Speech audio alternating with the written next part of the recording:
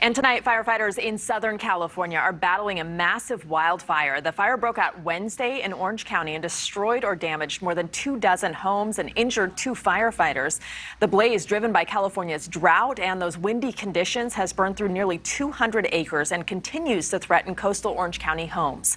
Hundreds of people south of Los Angeles were forced to evacuate. For one family, the tragedy hit especially close to home. Sasan Darian and his family had to flee their home in Laguna Niguel, which was destroyed by the fire. He is joining us live tonight. Thank you so much for being here with your cat. I'm glad you both are okay. We saw your video, and in Southern California, of course, you're no stranger to the wildfires every year. But what was it like to see it creep closer and closer to your family home?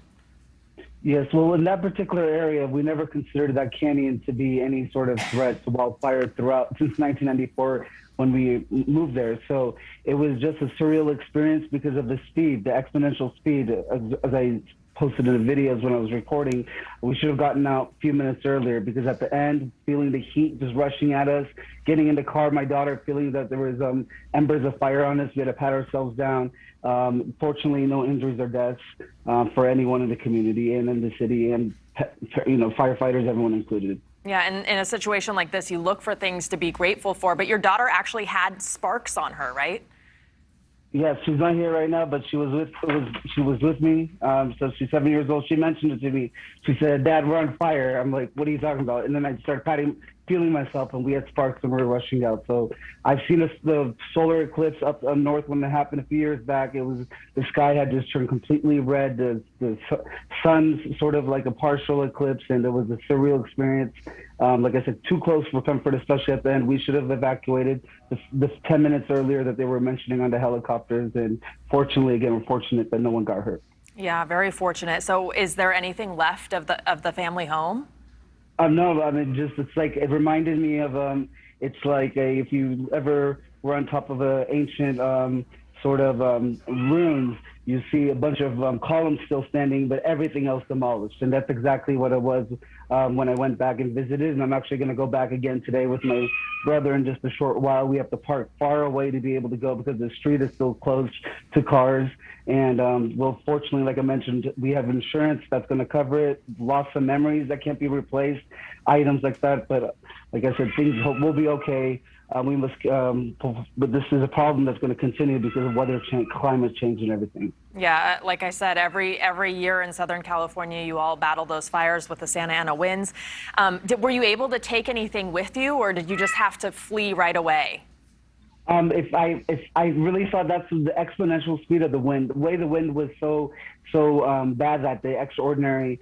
I thought looking at the fire racing up the canyon that, probably 20, 30 minutes if it's really going to take the house.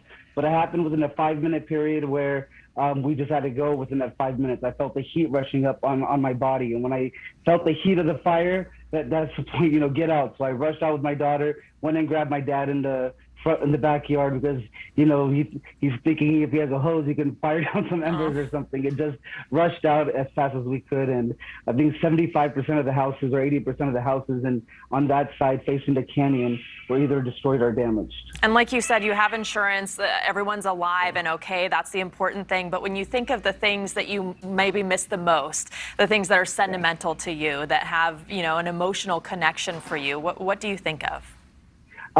Today I just remembered my grandpa, before he passed away, he gave me a backgammon set, and that can't be replaced, and things like that. So unfortunately, memories, pictures, and all that we had backed up on the cloud and everything. But that backgammon set I'm gonna miss because that's very sentimental to me.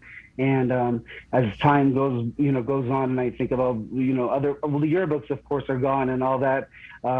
But I think for me it was my grandpa's backgammon set he gave me because, nothing will replace that. Yeah, I can relate to that, and probably so many memories you spent playing those games. Well, thank you for joining us. I'm so glad you and your family and your cat are okay.